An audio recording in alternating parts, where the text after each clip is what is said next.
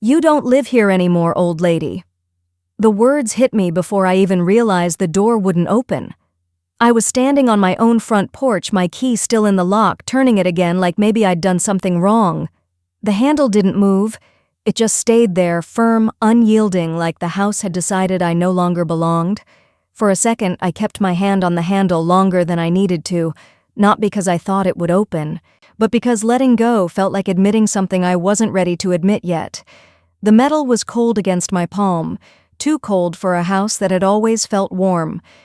Behind the glass, I could see the reflection of myself more clearly than anything inside, standing there, key in hand, waiting to be let into a place that had never required permission before. And that was when it hit me. This wasn't just a door that wouldn't open. It was a line, drawn somewhere I hadn't seen. But one she clearly had. Brooke stood on the other side of the glass panel, arms folded, watching me struggle with my own door. Her voice had been calm when she said it, not raised, not emotional, just certain. Behind me, I felt movement. Mrs. Hargrove from next door had stepped out onto her driveway, pausing mid-step with her grocery bag still hanging from her wrist. Across the street, someone slowed their car just enough to look. No one said anything. They didn't have to. I just looked at her through the glass. I let my hand fall from the key, feeling the cold metal press into my palm. For a second, I searched for a version of this that made sense. Maybe this was some kind of mistake. But Brooke didn't move. She didn't soften. She didn't even look uncomfortable. This wasn't a misunderstanding. There was something deliberate in the way she stood there, like she'd been waiting for this moment. And that was the part that unsettled me more than the locked door. Because if she was this sure, then she believed she had the right. I took a slow breath, steadying myself, trying to keep my voice even when I finally spoke. "What are you talking about?" "You heard me," she said almost casually. "This isn't your place anymore. Not confused, not defensive, just final." That was when I stopped trying the handle. Something had shifted and I could feel it settling into place, quiet but irreversible. I didn't know yet how far this would go, but I could already tell this wasn't just about a door. "My name is Evelyn Hayes. I'm 74 years old and I've lived in this house for over 3 decades. I bought it with my late husband when prices were still reasonable and interest rates weren't trying to kill you. We raised our son here. Every room held something: birthdays, arguments, quiet Sunday mornings, the kind of ordinary life you don't think about until it's behind you. After my husband passed, the house became quieter. Yes, but it was still mine. Not just legally, in every way that matters. A few years ago, when Noah and Brooke needed a place to stay, I told them they could move in. It wasn't supposed to be permanent, just until they got back on their feet. That's what families do. At least that's what I believed. If you're listening to this from somewhere far away, I'm curious, where are you watching from? And if stories like this mean something to you, you can always subscribe. It helps more than you think. At first, things were fine. Brooke kept to herself. Noah worked long hours. I gave them space. I didn't ask questions I didn't need answers to. But there were small things. Conversations that stopped when I walked into the room. Documents left out on the kitchen table, then quickly gathered up. Once I caught Brooke flipping through a folder I kept in the hall cabinet, the one with the house papers. She smiled when she saw me like it was nothing. I told myself I was imagining things. It's easy to do that when you want peace more than you want the truth. Standing outside that locked door, though, I couldn't pretend anymore. Mrs. Hargrove had gone back inside by then, but I could still feel the weight of being seen, not helped, not defended, just observed. I looked back at Brooke through the glass. She hadn't opened the door, hadn't stepped aside. She just stood there like she had all the time in the world. And for the first time, it crossed my mind that this might not be something I could fix with a conversation. I stayed there a moment longer than I should have, long enough to understand that waiting wouldn't change anything. I turned away from the door, the key still in my hand, and walked down the steps, slowly feeling each one more clearly than usual. I didn't know exactly what she'd done, but I knew one thing: I wasn't going to stand outside my own house and argue about whether I belonged there. Not today, not anymore. I didn't rush. That was the first thing I noticed about myself as I reached the bottom of the steps. My hand was still wrapped around the key, but I wasn't shaking. I wasn't panicking. If anything, everything inside me had gone very still. I walked to my car, opened the door, and sat there for a moment before doing anything else. The house was right in front of me, curtains drawn, no movement behind the glass now. I could have knocked again. I could have demanded she open the door, but something told me that wouldn't matter. Instead, I reached for my phone. My fingers hovered for a second, then I dialed the non-emergency police line. My voice when I spoke sounded steadier than I felt. "Yes," I said. "I'm locked out of my own home. My daughter-in-law changed the locks. I need someone to come out." The line went quiet for a moment, brief, professional. "Ma'am, are you in immediate danger?" "No," I answered. "But I can't get into my house." "All right. Stay where you are. An officer will be dispatched." I thanked her and ended the call. For the first time since this started, I let myself exhale. This wasn't something I needed to solve alone. I sat there watching the house. Minutes passed. Maybe 10, maybe 15. Time felt different when you were waiting for something you never expected to happen. A police cruiser eventually turned onto the street slow and deliberate. It parked along the curb just past my driveway. The officer who stepped out looked around briefly before approaching me. "Ma'am," he said. I opened the car door and stepped out.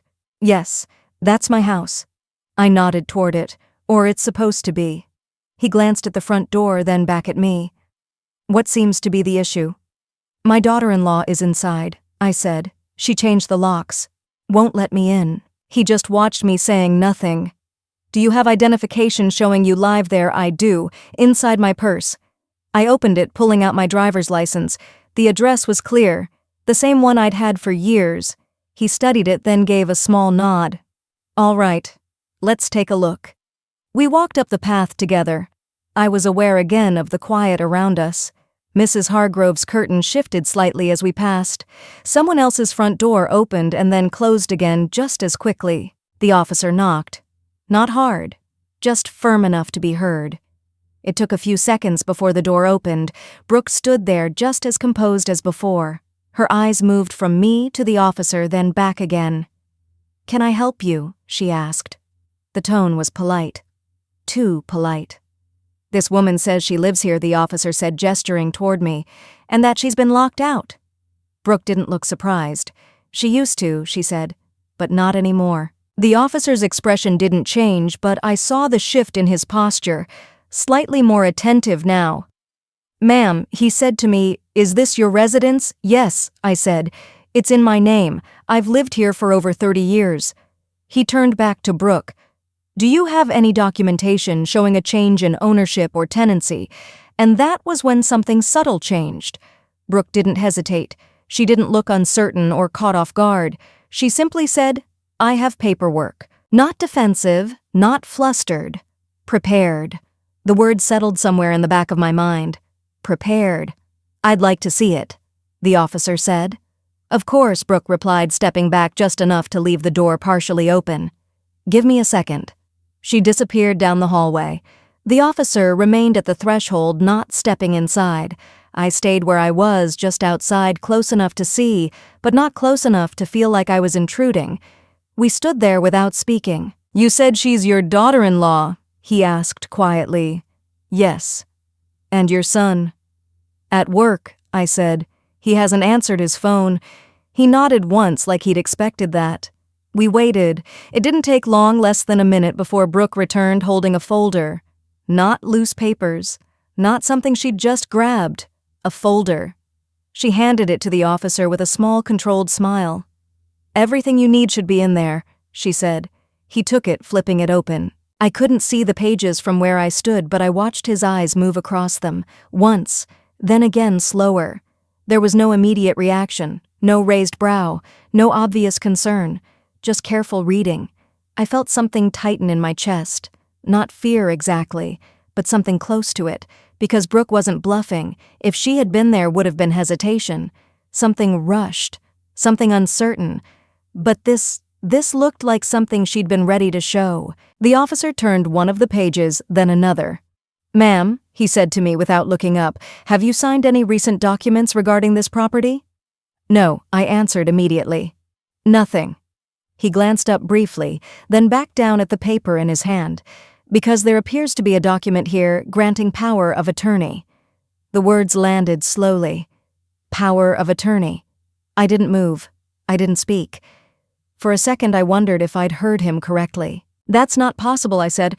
I never signed anything like that. Brooke stayed still watching. She didn't blink. Not once. Waiting.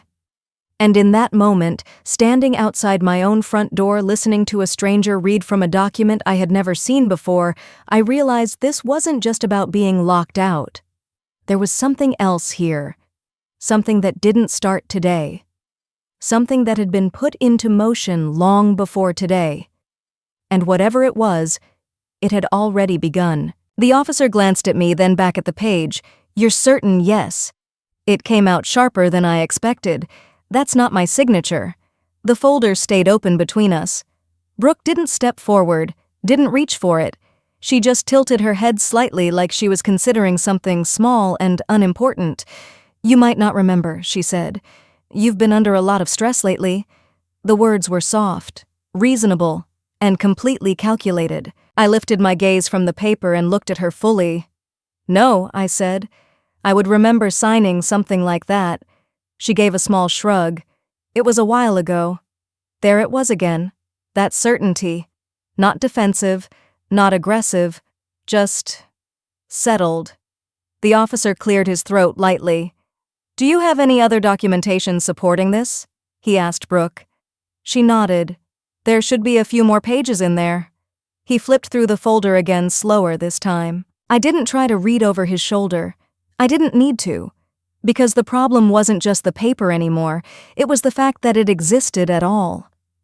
I stepped back, my attention shifting inward, pulling at small details I had ignored before. The folder in the hallway cabinet. The way Brooke had closed it too quickly when she saw me. The questions she'd asked casual at the time about the house, about bills, about accounts. I had answered them without thinking. Why wouldn't I? She was family. Ma'am, the officer said, drawing my focus back, have you noticed any unusual activity with your finances recently? The question landed differently this time. Not abstract, not hypothetical. I paused, searching my memory. Then it surfaced. Last month, I said slowly, my bank called me. There was a transaction they wanted to verify. What kind of transaction, he asked. I don't remember the exact amount, I admitted. It wasn't huge, but it was flagged as unusual. Did you authorize it? No. They stopped it before anything went through. He gave a small nod, taking that in. Something tightened inside me, but this time it wasn't confusion. It was alignment. The pieces weren't scattered anymore. They were starting to fit. That wasn't random, I said quietly. The officer glanced at me. Ma'am? I shook my head slightly, then looked back at Brooke. You've been going through my things. It wasn't a question. She held my gaze for a second. Then I've been helping, she said. Helping. The word sat there almost absurd in the space it was trying to fill. With what I asked, with everything she said, you shouldn't have to handle it all alone. Her voice stayed even, but there was an edge under it now. Subtle. Controlled. I didn't ask for help, I said. No, she agreed. You didn't. The officer shifted his stance slightly, closing the folder halfway. Ma'am, he said carefully, if this document is not valid, then we may be looking at a potential fraud situation. Fraud. The word landed heavier than the rest. I didn't react outwardly. But inside, something settled. This wasn't confusion. This wasn't a misunderstanding that had gotten out of hand. This was intentional, planned, built in a way that only worked if I didn't notice until it was too late. I looked down at the paper one more time, the signature that wasn't mine, the authority it claimed to give. And then I looked back at Brooke. The way she stood there, the way none of this seemed to surprise her, the way it all felt. Prepared. This wasn't about the door. That had just been the surface. Whatever she had been doing, it had started long before today. I want this documented, I said, turning back to the officer. All of it. He nodded. We can start a report. Good. My voice didn't waver this time, because now I understood something I hadn't when I was standing outside that door. I wasn't trying to get back into my house.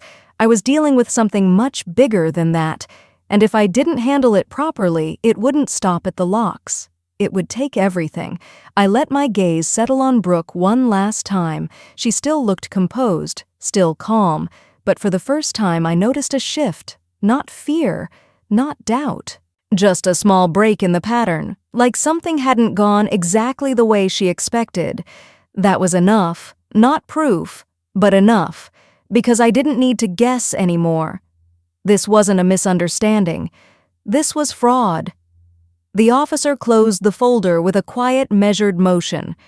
"I'm going to note this as a potential fraud case," he said. "You'll need to follow up with your bank and possibly an attorney to verify everything." I nodded, but my attention had already moved past the paperwork in his hands. "Can I get back inside?" I asked. He glanced at Brooke. "Ma'am," he said to her, "until ownership or legal control is clarified, you can't deny access to someone who has proof of residence." There was a pause. Brooke's expression didn't change, but something in her posture shifted just slightly. Then she stepped aside. Not reluctantly, not dramatically. Just enough. "Of course," she said. The door opened wider. I didn't hesitate this time. I stepped past her into the house, feeling the air change around me as I crossed the threshold. It smelled the same, looked the same. Nothing had been overturned, nothing obviously disturbed. And yet something was off. The officer remained near the entrance, watching as I moved a few steps inside. "Take a moment," he said. "Let me know if you notice anything unusual." Unusual. I almost repeated the word out loud, because now everything felt like it could be. I walked into the living room first. The furniture was where it had always been. The cushions sat neatly in place. A folded throw blanket rested over the arm of the sofa mine. I stood there a little longer than necessary, letting my eyes move slowly across the room. Nothing had been rearranged. Nothing looked out of place. And somehow that made it worse, because it meant this hadn't been chaos. It had been controlled, every cushion in place. Every surface was clean, every detail untouched except the parts that mattered. I walked a few steps further and listening to the sound of my own footsteps. They felt louder than usual, like the house was responding differently. Or maybe I was the one hearing it differently now. I reached out and touched it briefly. Still there. Still mine. But that didn't mean much anymore. I turned slowly, letting my eyes move across the room, not searching for something specific, just letting details surface on their own. Then I noticed it. The hallway cabinet. The door was slightly open. It hadn't been like that before. I walked toward it, aware of the quiet behind me, of Brooke standing somewhere in the background of the officer watching without interfering. I opened the cabinet fully. Inside, the folders were stacked in the same order I remembered. Insurance, utilities, property documents, but they weren't aligned the way I had left them. One was pushed forward just a fraction. I pulled it out. The same folder Brooke had been looking at before. I opened it carefully. The contents looked familiar at first glance, copies of the deed tax records, older documents I had kept over the years. But as I flipped through, I noticed something new. Additional copies. Not originals. Photocopies. Neatly organized. Too neatly. I paused, holding one of the pages a little closer to the light. The ink was slightly darker than the others. The edges cleaner, less worn. Recently printed. I closed the folder without a word. I didn't need to. I closed the folder and slid it back into place exactly where it had been. No, not exactly. I adjusted it slightly, aligning it the way I remembered. A small correction. A small confirmation. I turned and walked toward the kitchen. "Did you make copies of these?" I asked, not looking directly at Brooke yet. She leaned against the counter, arms loosely crossed.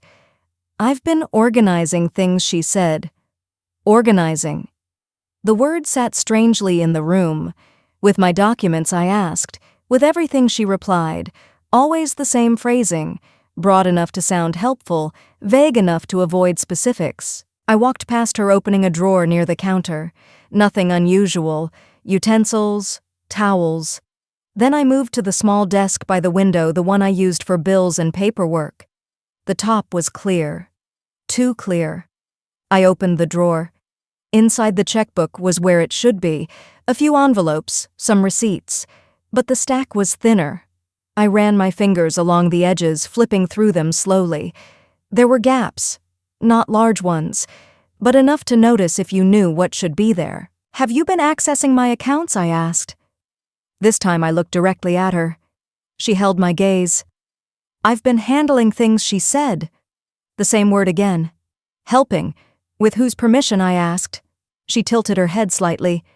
"You've been overwhelmed. I thought it was best." The explanation was smooth, practiced. I turned back to the drawer, closing it gently. "Last month I said there was a transaction flagged by the bank."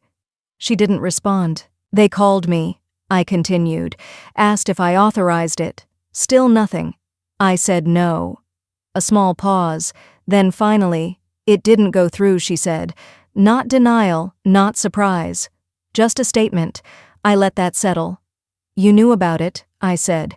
"I was trying to take care of things before they became a problem," she replied.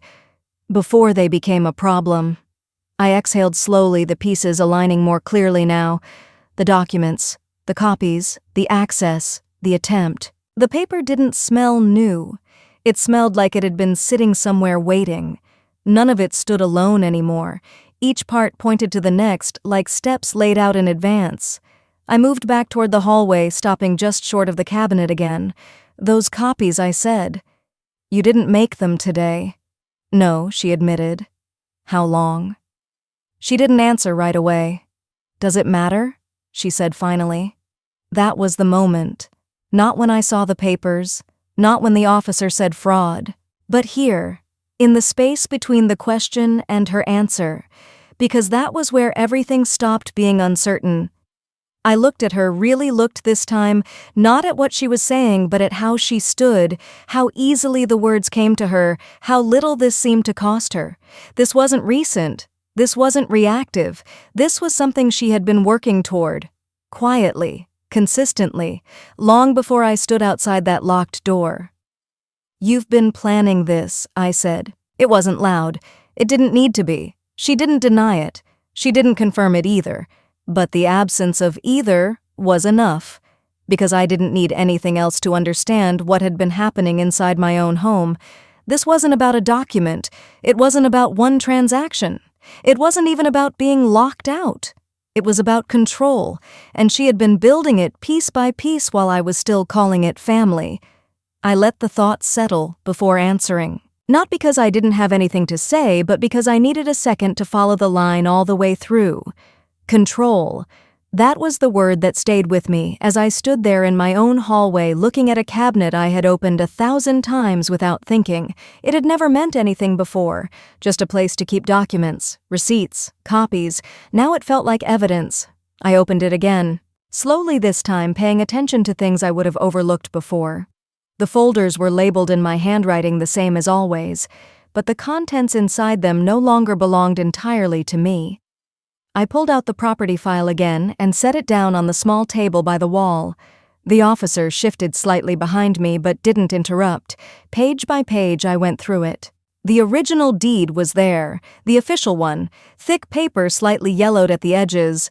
I recognized it immediately.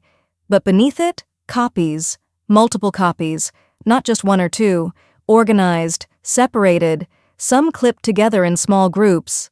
I picked one up, holding it carefully. It wasn't just a basic photocopy.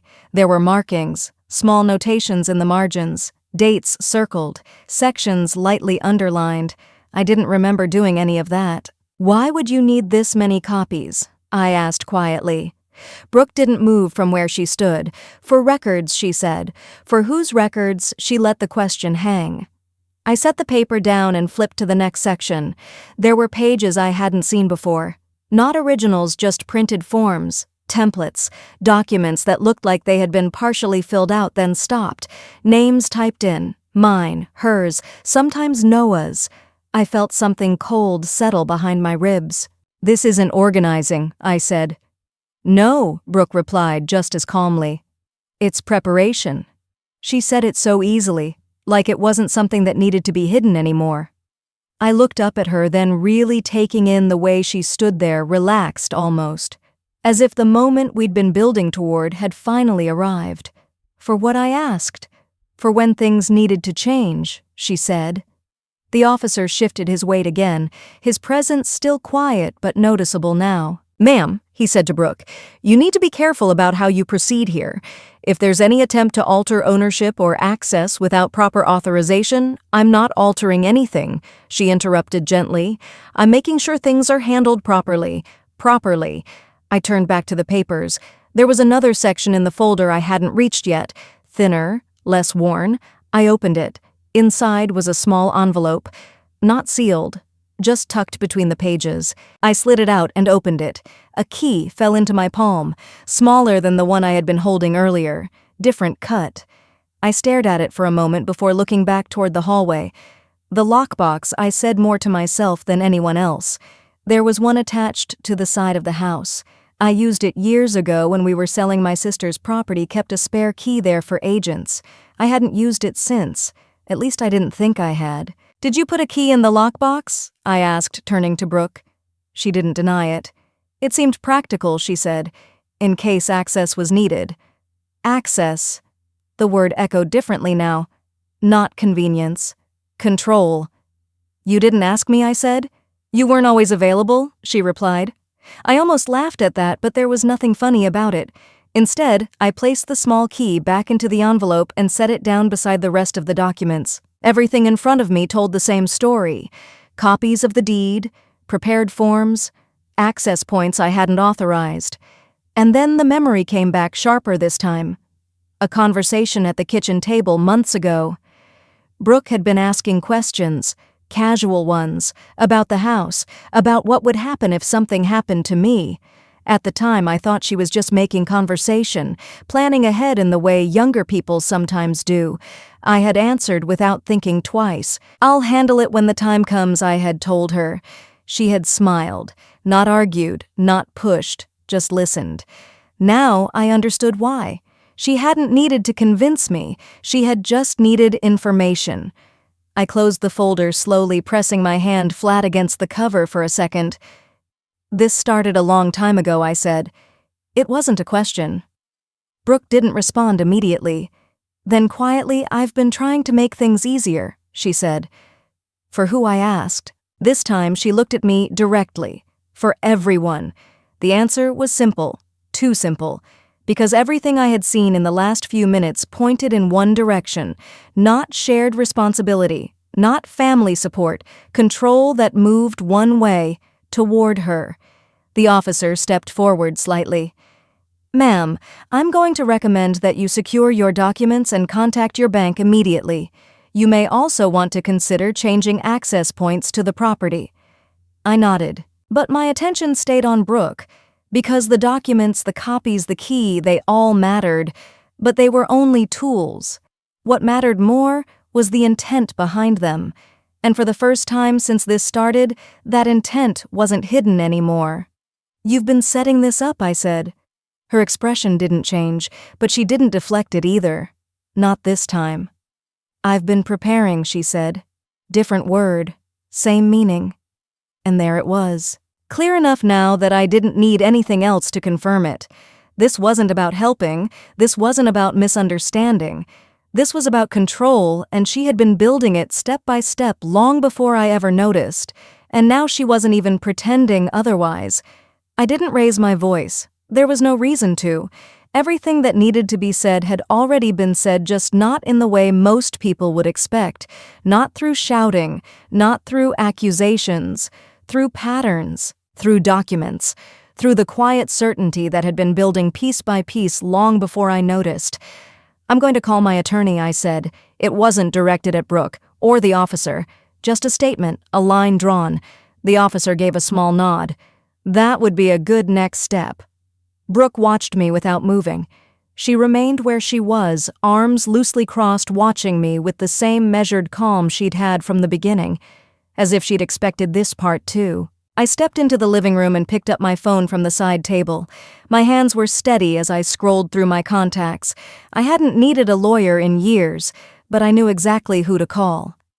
David, I said when he answered. It's Evelyn Hayes. A pause. Then recognition. Evelyn. Everything all right?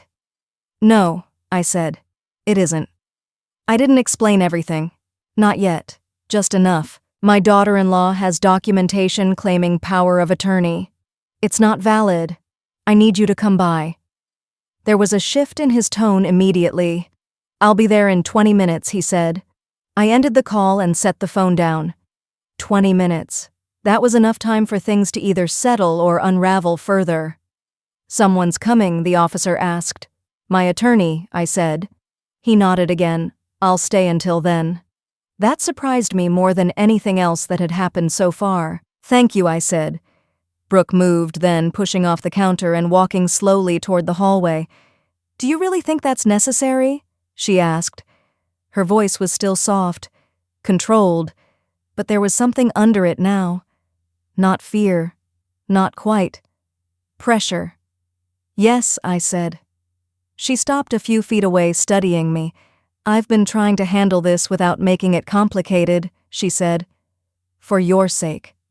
My sake, I repeated. You've been overwhelmed, she continued. Bills, accounts, everything piling up. I stepped in because someone had to. I didn't ask you to, I said. You didn't have to, she replied. There it was again. That quiet rewriting of reality, as if permission could be assumed, as if control could be taken as long as it was framed the right way. I didn't respond. There was no point in arguing over something that had already crossed the line. Instead, I turned and walked toward the front door, stepping outside for a moment. The air felt different out there, cooler, clearer. The officer followed a few steps behind, staying close but giving me space. You're handling this well, he said quietly. I almost smiled. I don't think I have much of a choice. He didn't disagree. We stood there for a moment, both looking toward the street. I've seen situations like this before, he said. Family disputes. Sometimes they escalate further than people expect. This isn't a dispute, I said. He glanced at me. This is something else. He studied my expression for a second, then nodded slowly. Then you're doing the right thing. Inside the house, I could hear movement. Not loud, just small things. A drawer opening, closing. Footsteps shifting from one room to another. I turned back toward the door. She's still doing it, I said. The officer followed my gaze. Doing what? Moving things, I said. Adjusting, preparing. I didn't need to see it to know, because that was the pattern. Always one step ahead. Always already in motion. We went back inside. Brooke was in the hallway again near the cabinet. The door was closed this time. She turned as we entered, her expression unchanged. Just making sure everything is in order, she said. Stop touching my documents, I said. It was the first time my voice had sharpened. Not raised, just firm. She held my gaze for a second, then gave a small nod. All right. But she didn't step away immediately. She lingered. Just long enough to make it clear that she was choosing to comply, not being forced to. That distinction mattered to her. I could see it now. Control wasn't just about access. It was about framing, positioning, making every move look reasonable even when it wasn't. Minutes passed slowly after that. The house felt different with all three of us inside it. Quieter, tighter. Every sound carried more weight. At one point, I walked back to the desk and opened the drawer again just to confirm what I already knew. The gaps were still there. Nothing had changed, which meant whatever had been taken wasn't coming back on its own. Have you accessed any of my accounts today? I asked without turning around. No, Brooke said. The answer came too quickly.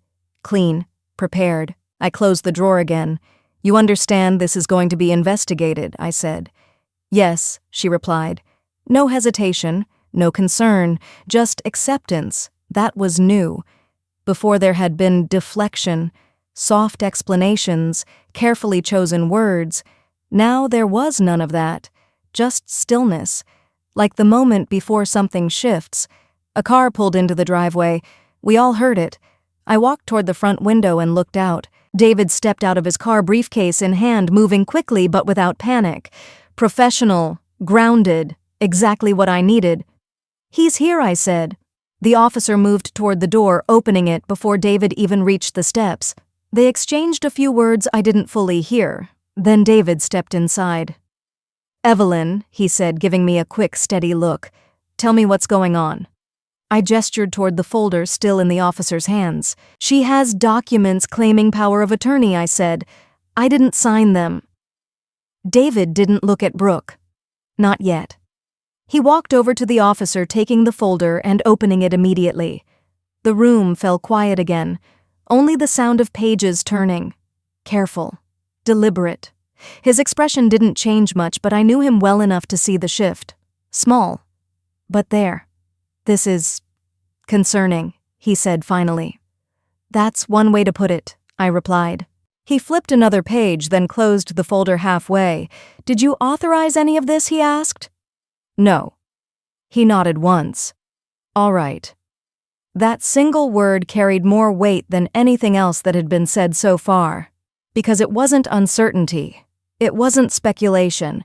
It was the beginning of something concrete. David turned then, finally looking at Brooke. And for the first time since this started, the room felt like it was about to change direction. Not quietly, not gradually, but directly. Everything up to this point had been preparation. Now we were about to confront it. David didn't rush. He stood in the center of the living room, the folder open in his hands, reading through it again with the kind of patience that made everything feel heavier. No one spoke. The officer stayed near the door. Brooke leaned against the wall, arms crossed, watching. I remained where I was, just far enough to see all of them at once. When David finally closed the folder, the sound was soft, but it landed. "This isn't valid," he said. He didn't raise his voice. He didn't need to. Brooke held her position, her expression steady. "On what basis?" she asked. "Several," David replied. "The signature doesn't match prior verified documents. There's no proper notarization. And even if there were, this doesn't grant you the authority you seem to think it does." He angled the folder slightly toward her, not offering it, just making the point clear. "You cannot remove her from the property," he continued. "You cannot restrict her access, and you certainly cannot manage her assets without explicit, documented consent." The room stayed still. Brooke met his gaze, controlled. "I wasn't removing her," she said. "I was stabilizing things." David didn't engage with the phrasing. "That's not how the law works," he said. Then footsteps. Fast, uneven. The door opened without a knock. "Noah." His voice came before he fully stepped inside. Then he stopped. The room shifted. Not all at once, but enough. He looked from me to Brooke, to the officer, then finally to David. "What's going on?" he asked. No one stepped forward to answer, because there wasn't a simple version of it. Brooke pushed herself off the wall and moved toward him. "It's under control," she said. "I was just explaining everything." Noah frowned slightly, explaining what David spoke before she could continue. "Your wife has presented documentation claiming power of attorney over your mother," he said. "It appears to be invalid." Noah's eyes moved quickly, first to Brooke, then to me. What he said. Brooke kept her gaze forward for a moment. "It's not what it sounds like," she said. That was the first time her tone shifted just slightly. I watched Noah closely, because this mattered. "What does it sound like?" he asked. His voice wasn't raised, just uncertain. Brooke exhaled, choosing her words. "She's been struggling," she said, nodding toward me, "with the house, with finances." I stepped in to help before things got worse. Noah looked at me. I didn't interrupt. I didn't rush to explain. I just let him sit with it. "Did you sign something?" he asked. "No," I said. "Just that. Nothing more." David stepped in again, calm, steady. "The signature on the document does not match prior verified signatures," he said, "and there are additional concerns regarding how it was prepared." Noah turned back to Brooke. "Prepared," he repeated. A brief hesitation crossed her face. "I was organizing things," she said, "getting ahead of potential issues." The same words, different audience. This time they didn't land the same way. Noah's expression shifted. How he asked. Brooke's eyes flickered just for a second. Up until now, she had always had an answer ready. Now there was a gap. I stepped forward slightly. She made copies of the deed, I said. Multiple copies, with notes. Noah's eyes moved again. She accessed my documents, I continued. My accounts. That's not Brooke started, but the words didn't finish. David filled the space. There was also a flagged transaction reported by the bank, he said. Attempted but not completed. Noah looked back at Brooke. You tried to move money, he asked. I didn't try to take anything, she said quickly. I was managing it. For who, he asked. The same question, the same one she hadn't answered before. Her jaw tightened. For us, she said. The word stayed there. Us. Noah didn't move right away. He glanced down for a second, then back up again. That's not your decision to make, he said. His voice was still controlled. But something had shifted. I felt it before I could name it. Brooke stepped closer to him. You don't see what's happening, she said quietly. Everything is going to fall apart if someone doesn't take control. Her voice stayed calm, measured, but sharper now. We're already behind, she continued. The house, the accounts, everything is disorganized. I was trying to fix it before it became a problem. Noah looked at her. Really looked. He rubbed his thumb against his palm like he was trying to steady himself. And for the first time since he walked in, he didn't respond. That was the moment. Because it wasn't about what she was saying anymore. It was about what didn't fit. The documents, the copies, the access, the attempt, everything was already there, sitting between them. No one moved. And then, why didn't you tell me, he asked. Brooke looked at him, said nothing, and that silence. That was enough. David noticed it too. He stepped forward slightly, the folder still in his hand. We're going to need to document everything he said, every account, every access point, every piece of communication tied to this. The officer nodded. If there's unauthorized access or attempted financial activity that needs to be reported immediately. Noah looked between them. Wait, he said. Are you saying this is criminal? It has the potential to be, David said carefully. That was when it shifted. Not all at once, but enough. Noah turned back to Brooke. Why didn't you tell me, he asked again. This time his voice felt different, not confused, distant. Brooke didn't answer. Not immediately. This time it wasn't control anymore. It was exposure. I was trying to fix things, she said finally. The same words. But now they sounded empty. David didn't soften. There are copies of property documents prepared in advance, he said. A lockbox key placed without authorization, and a flagged financial attempt. Each word landed. Slowly. Clearly. Noah looked at her. Really looked. You went through her accounts, he asked. No answer. You tried to move money, I didn't take anything. That's not what I asked. Silence. It didn't protect her anymore. It confirmed it. Noah stepped back. Not much, but enough. You don't get to decide that, he said. No anger, just clarity. The officer spoke next. You need to stop accessing anything that isn't yours. Immediately. Brooke didn't argue, didn't explain, didn't correct. Because there was nothing left to frame. David closed the folder. We move fast from here, he said. I nodded. Because by then, there was no confusion left, only action. And for the first time since this began, the control wasn't hers anymore. The house felt quieter after everyone left. Not silent, just different. Like something had been removed from the air, not physically, but in a way you could still feel if you paid attention. I stood there for a moment listening, to the absence of movement, to the absence of tension, to the absence of her presence. Not empty, just settled.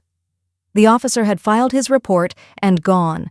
David stayed long enough to outline the next steps, his tone steady, practical. He would begin formal proceedings first thing in the morning, freeze access where possible, notify the bank, and make sure no filings could move forward without my direct authorization. Control, he said, wasn't about reacting. It was about closing every door that had been opened without permission. I walked him to the front door, thanking him quietly. He gave a small nod before stepping out, already on his phone, already moving things forward.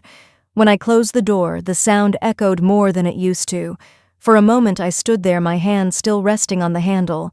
Then I turned back inside. Noah was in the living room sitting on the edge of the couch, leaning forward slightly with his hands clasped. He looked up when I walked in. "I didn't know," he said. I nodded. "I believe you." He exhaled some of the tension, leaving his shoulders, but not all of it. I should have seen something he added. "She's been asking questions for months, about the house, about money. I just didn't think it meant anything." I let his words sit between us, because I understood that feeling. The way ordinary conversations can sit quietly in your memory until one day they don't feel ordinary anymore. "You trusted her," I said. He gave a small, almost bitter smile. I thought I did. The silence felt different this time. "Where is she?" I asked. He looked toward the hallway. "She packed a bag," he said. "Left about 10 minutes ago." I nodded again. No surprise there. People don't stay when the structure they've built stops holding. "She said she needed time," he added. I didn't ask for what. Some things don't need clarification. The house felt different without her. Not lighter, not yet, but clearer. I walked past him and into the hallway, stopping at the cabinet again. I opened it slowly this time, looking at everything with a different kind of attention. Not suspicion, ownership. The folders were still there, but now they were just objects again. Paper, ink, records. I took out the property file and carried it to the table, setting it down carefully. Piece by piece, I began to separate what belonged and what didn't. Originals in one stack, copies in another, marked pages set aside. Anything that didn't feel right, I didn't try to interpret it. I simply removed it from the system. No emotion, no hesitation, just clarity. Behind me, I could hear Noah stand up, then stop. "Is there anything I can do?" he asked. I thought about it for a moment, then I shook my head slightly. "Not right now." He nodded, accepting it, not arguing. That too had changed. I moved to the desk next, opening the drawer again. This time I took everything out, laying it across the surface so I could see it all at once. The gaps were still there, but now they weren't confusing. They were evidence, and evidence could be addressed. I reached for my phone again, opening my banking app. Step by step, I began to change what needed to be changed. Passwords, access settings, alerts, each action small on its own, but together they rebuilt something that had been taken, not loudly, not all at once, just correctly. Noah watched from across the room, but he didn't interrupt. After a while, he spoke again. "I'll cooperate with whatever needs to happen," he said. "With David, with the bank, whatever you need." I glanced up briefly. "I know." Another pause. "I'm sorry," he said again. This time I let it sit where it was. Not dismissed, not accepted, just there. Because some things take time to settle into place. I finished what I was doing and set my phone down. Then I walked back toward the front of the house, stopping just inside the doorway. The same place I had stood earlier, the same door I had been locked out of. I reached out and turned the handle. It opened easily. Of course it did. There was no resistance now, no barrier, just a door. I stepped back inside and closed it again, letting the quiet return. For the first time since this began, everything felt aligned. Not fixed, not resolved completely, but aligned. The systems were in place, the boundaries were clear, and whatever had been built without my knowledge was no longer holding. I didn't need to raise my voice. I didn't need to prove anything further, because control, when it's real, doesn't announce itself. It just remains. I looked around the house one more time, at the walls that had held years of my life, at the small details that hadn't changed even when everything else had. And I realized something simple. Sometimes you don't notice what's being taken from you until the moment you decide to take it back. If you were in my position, standing outside your own home being told you no longer belonged, would you have stayed silent or acted sooner? Tell me what you think in the comments. And if this story stayed with you, you can like it, share it with someone who needs it, or follow for more. Because sometimes the quietest moments are the ones where everything shifts.